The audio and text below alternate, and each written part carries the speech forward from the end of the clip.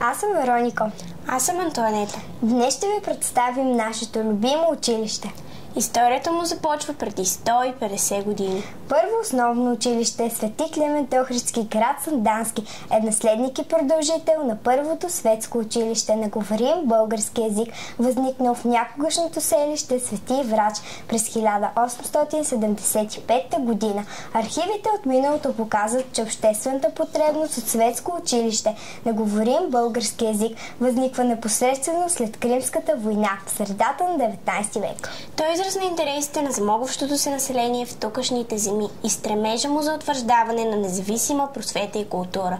Реализацията на тези идеи стана след ожесточени борби с официалната османска и най-вече с гръцката духовна власт. През 1875 година по инициатива на Учителското дружество Просвещение Иван Минков Козарев открива първото светско училище в Свети Врач. Той събира деца в една частна къща и започва да ги обучава по програма, коренно отличаваща се от тази в тогавашните килийни училища.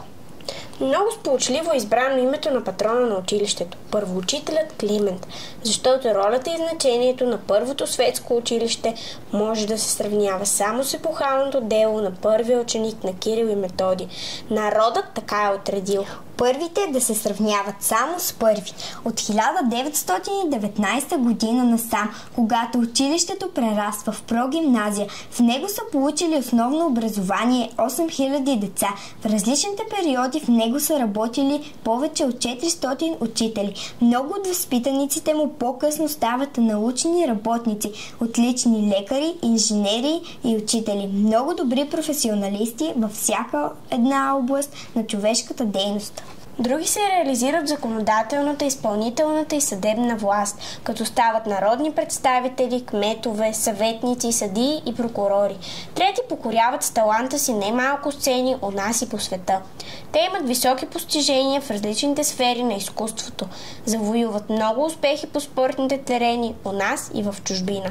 В близките дни предстои да видите още клипчета, които ще ви разкажат за нашето училище. Приятно гледане! Днес първо основно училище Свети Климент Охридски разполага с обновени и отговарящи на нуждите на съвременните възпитаници STEM кабинети, всеки от които включва интерактивни дъски, проектори, дигитални писалки, компютри, както и таблети. Разрастващата се и неспирно актуализираща се компютърна технология е уместно приложена във всекидневните уроци, представени от високо квалифицирани преподаватели, които умело поднасят знанията и необходимите умения по всеки предмет пред своите ученици. Училището ни отскоро се гордее с електронен микроскоп. Той е интерактивен от ново поколение и се умява да запалва интереса на подрастващите към биологията. Ясно е, че микроскопът е отворил много врати в науката. С негова помощ учени, изследователи и студенти успяват да открият съществуването на микроорганизми, да проучат структурата на клетките и да видят най-малките части от растения, животни и гъби. Вълнуващо е за възпитаниците на първо основно училище да се докоснат до света на микроорганизмите и да влязат в ролята на учени и изследователи. В двора на училището по-малките ученици имат възможност да бъдат обучени на правилно и безопасно движение по пътищата с подновената специализирана площадка. Възпитанието и обучението с целенасочен, системен и непрекъснат процес за формиране на граждански компетентности и качества на детето и са неделима част от цялостното образование и възпитание на личността.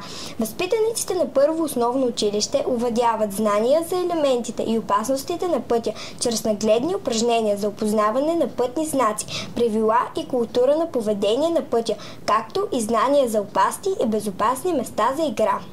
Първо основно училище Свети Климент Охридски осигурява условия за равен достъп до предучилищно и училищно образование и повишава качеството на образователния процес на деца и ученици със специални образователни потребности, както и създава подходящи условия за диагностика, рехабилитация и корекция на комуникативни нарушения на учениците с екипа си за подкрепа на личностното развитие. Екипът включва специалисти като ресурсен учител, психолог и логопед. Те ежедневно полагат грижи за развитието и успешната реализация на подрастващите. Училището разполага и с добре оборудвана библиотека, в която учениците могат да развиват и затвърдяват знанията и уменията си в различни сфери, чрез така важното, но леко позабравено в днешното дигитално съвремие качество – четенето.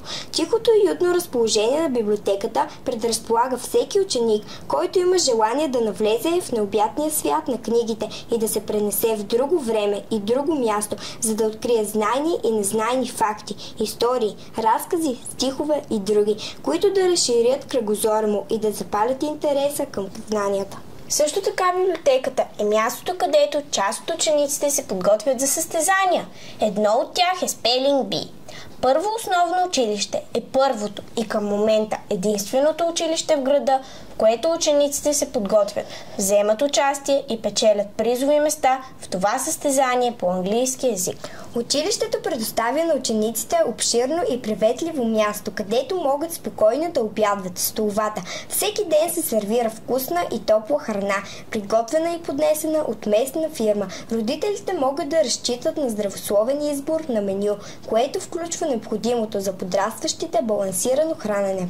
Кабинетите по изкуствата, музика и рисуване са изключително добре оборудвани и всяка изминала учебна година се увеличава броят както на музикалните инструменти, микрофони, тон колони и други, така и на платната за рисуване, стативи, бои и всички останали необходими материали за развитието на учениците в сферата на рисуването и музиката. Участието на училището в програми, предоставени от Министерството на образованието и науката, които дават възможност за финансиране на така нужните допълнителни материали, както и представително облекло на учениците, дават стимул и запалват интереса им към изящните и декоративно-приложните изкуства. Благодарение на тези програми, учениците имат възможност да се докоснат до керамиката, която е нова за училището.